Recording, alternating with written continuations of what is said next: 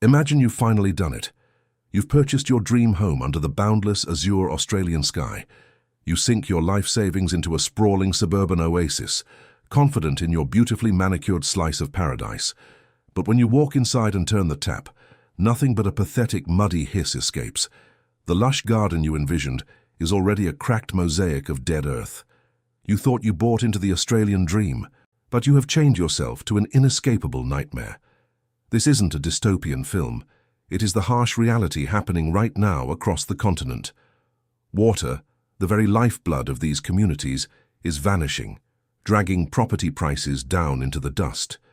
You are watching a slow-motion collapse where families are trapped in worthless homes, unable to sell, unable to stay, and running out of time. Today, we are counting down the top 10 Australian cities drying up fast as their real estate markets completely implode. And before we are done, I will show you a city later in this countdown where residents are literally paying more for a truckload of drinking water than their mortgage. A place where the illusion of security has evaporated. If you want to uncover the hidden truths behind the world's shifting landscapes and real estate crises, make sure you subscribe to the channel right now so you never miss these urgent updates. Let us descend into the dust. Coming in at number 10 is Geraldton, perched on the sun-blasted coast of Western Australia. You might look at its ocean views and think of paradise, but beneath the surface, the groundwater is turning dangerously saline. Rainfall here has plummeted by 20% over the last 2 decades, forcing the local government to implement draconian watering rosters. You walk down once vibrant streets to see for sale signs fading in the relentless sun. Homes that were valued at $500,000 just a few years ago are sitting stagnant, their prices slashed by 15 to 20% as desperate sellers try to flee. Families who built their entire retirement plans around these properties are now watching their wealth evaporate into the dry air. Moving deeper into the continent, number 9 takes us to Broken Hill in New South Wales. This legendary mining town, a cornerstone of Australian history, is now battling an existential threat. You can feel the panic in the air as the Menindee Lakes, the traditional water source, repeatedly dry up, leaving behind a landscape of dead fish and cracked mud. The government tried to pipe water from the Murray River, but the cost has been astronomical, and the water quality is deeply compromised.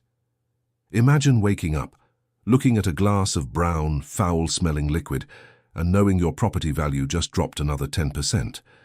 Investors have fled, and young families are packing up whatever they can fit in their cars. The real estate market here isn't just correcting, it is capitulating. Properties are lingering on the market for hundreds of days, with desperate owners practically giving away houses just to escape the crushing anxiety of the next devastating drought cycle. The nightmare deepens as we reach number 8 on our countdown, Mildura, Victoria. Situated on the banks of the mighty Murray River, you would assume water is endless here. But you would be tragically wrong.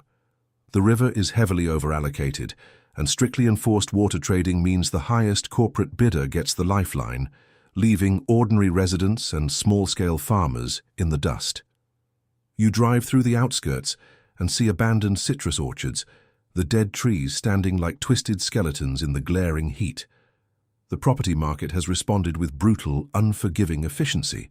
Working-class families, who bought in when the agriculture sector was booming, are trapped in homes that have hemorrhaged tremendous value. Buyers vanish the exact moment they see the dying agriculture, resulting in home valuations plunging by up to 25% in surrounding rural zones. You can see the heavy emotional toll etched into the exhausted faces of locals at the grocery store, quietly discussing who is packing up and leaving next. Further north into the sweltering interior, we arrive at number 7, Mount Isa in Queensland. Known as the gleaming oasis of the outback, this mining powerhouse is facing a severe reckoning. The city relies entirely on Lake Moondara and Lake Julius, both of which are rapidly evaporating under record-breaking heat waves. Imagine living in a place where the summer temperatures routinely breach 40 degrees Celsius, yet you are terrified to run your sprinklers or take a long shower. The massive mining companies consume vast amounts of this precious resource, leaving the ordinary citizens to bear the brutal brunt of severe water restrictions. As the terrifying reality of a waterless future sets in, property prices have taken a steep nosedive. Houses that once housed thriving mining executives are now being dumped onto the market in sheer panic. People are losing tens of thousands of dollars on their once safe investments, completely unable to find buyers willing to take on the massive risk of a town that could literally run dry within a decade. The tension is palpable, turning neighbor against neighbor as resources dwindle. At number 6, the crisis reaches the very red heart of the nation in Alice Springs, Northern Territory. You are surrounded by breathtaking desert landscapes, but the beauty hides a terrifying vulnerability. The town relies entirely on ancient underground aquifers, and they are not recharging fast enough to sustain the population. You are standing on an ecological ticking time bomb. The water table is dropping rapidly, and the astronomical cost to drill deeper is being passed directly onto the residents. As the water bills skyrocket, the housing market collapses. Crime rates have surged alongside the economic desperation, creating a highly toxic storm for property owners. You walk through once proud neighborhoods where every third house seems to be vacant, the beautiful gardens turned back to red dust. People are walking away from their mortgages because the math simply no longer works. The emotional devastation of abandoning a community you love simply because the earth refuses to sustain it is tearing families apart and leaving a scarred, empty town behind. The situation only grows more desperate as we hit number 5, Port Pirie in South Australia. A coastal city with a heavy industrial legacy, its water crisis is violently compounded by toxic soil. You cannot simply dig a backyard well here. The groundwater is heavily contaminated with lead from decades of industrial smelting. The city relies entirely on a fragile, aging pipeline stretching from the Murray River, a pipeline that is constantly threatened by the broader regional drought. When the pipeline pressure drops, sheer panic sets in immediately. You can feel the collective anxiety of a trapped population entirely dependent on a single failing umbilical cord. Real estate here has tragically become a toxic asset. Buyers are already terrified of the historic lead contamination, but the looming threat of water insecurity is the final nail in the economic coffin. Property values have flatlined, and in many struggling neighborhoods, they are plunging rapidly. Retirees who sought a quiet, affordable coastal life are now prisoners in homes nobody wants, watching their life savings rot away. Moving to number 4, we enter Dubbo, New South Wales. This was supposed to be a booming regional hub, a safe haven for city dwellers escaping the frantic crush of Sydney. But you step out of your air-conditioned car here, and the dry heat hits you like a physical blow. The Macquarie River, the historic lifeblood of Dubbo, has repeatedly ceased to flow during severe dry spells. Imagine buying a beautiful riverside property, expecting tranquil views, only to watch the water rapidly retreat, leaving a stagnant, mosquito-infested trench of despair. The local council has been repeatedly forced to scramble for emergency bore water, heavily laden with harsh minerals that destroy home appliances and ruin indoor plumbing. The massive housing market boom has violently reversed course. Sellers are frantically slashing prices, but the buyers have wised up to the environmental trap.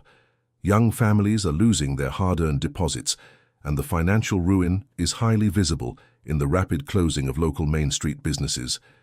The promise of a tranquil regional life was a cruel illusion, washed away in the blowing dust. As we reach number 3, the stakes reach catastrophic levels in Tamworth, New South Wales. Famous worldwide for its country music festival, the music has effectively stopped for the deeply suffering local economy. Chaffey Dam, the city's primary reservoir, has famously dropped to terrifying single-digit capacity percentages in recent years. You are living in a city that was just months away from absolute apocalyptic day zero. The government had to hastily construct a desperate multi-million-dollar emergency pipeline just to keep the city taps from running completely dry. The severe psychological trauma of that near miss has permanently shattered any remaining confidence in the local real estate market. Why would you buy a home in a major city that almost ran out of drinking water? The answer is simple: you wouldn't. Property values in the premium lifestyle acreage sectors have crashed spectacularly. People who mortgaged themselves to the hilt to buy a dream hobby farm are now living in a barren dust bowl, financially ruined, their hopes turning into a bitter, inescapable nightmare. The devastation becomes almost apocalyptic as we arrive at number 2, Kalgoorlie in Western Australia. Carved out of the unforgiving desert, this legendary gold rush city survives on a single aging pipeline stretching over 500 kilometers from the distant coast of Perth.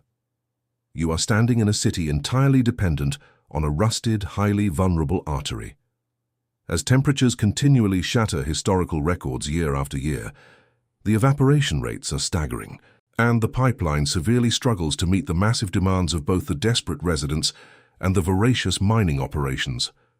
Water rationing is not just a temporary, inconvenient policy here, it is a brutal, permanent way of life. The terrifying realization that a single infrastructure failure or a prolonged power grid collapse could render the entire city uninhabitable in a matter of days has sent deep shockwaves through the local property market. Mining contractors are increasingly opting to fly in and fly out rather than buy homes, causing housing demand to abruptly fall off a steep cliff. Properties that once commanded premium rents are now sitting completely empty, their manicured yards quickly returning to the harsh desert. You see ordinary hard-working families who hope to build a legacy, suffocating under heavily underwater mortgages. Their hard-earned equity has completely vanished, leaving them economically stranded in a blisteringly hot, precarious landscape. Finally, we reach number 1, the most shocking, devastating collapse in the Australian water crisis, Stanthorpe, in the Southern Downs of Queensland. This is the very place I warned you about at the beginning of our terrifying journey. You come to this region expecting lush green orchards and thriving vineyards, a picturesque agricultural haven. Instead, you find a broken community that was pushed to the absolute brink of human endurance and economic extinction. When the Storm King Dam completely dried up, the town literally ran out of water. For agonizing months, the only thing keeping the desperate residents alive was a relentless fleet of trucks hauling precious water up the highway every single day. Imagine the sheer, unadulterated terror of turning on your tap and knowing that your family's daily survival depends entirely on a fragile convoy of diesel trucks. Residents were forced to pay exorbitant, price-gouged rates for supplementary drinking water, producing massive monthly bills that frequently eclipsed their plunging home mortgage payments. The local real estate market didn't just crash, it completely disintegrated into absolute nothingness. Ancient, beloved orchards died off, generations of proud farming heritage turned to dry ash, and the bank foreclosures rolled in like a dark, unstoppable storm. Who buys a house in a rural town with literally no water? The financial and emotional ruin here is absolute and heartbreaking. Families were torn apart, forced to abandon their ancestral lands for mere pennies on the dollar, leaving behind tragic ghost farms and deeply shattered lives. The illusion of safety in the Australian countryside has been violently ripped away, exposing a terrifying vulnerability. This is not just a regional housing crash, it is a brutal, climate-driven eviction. The water is gone, the wealth is gone, and for these people time has officially run out.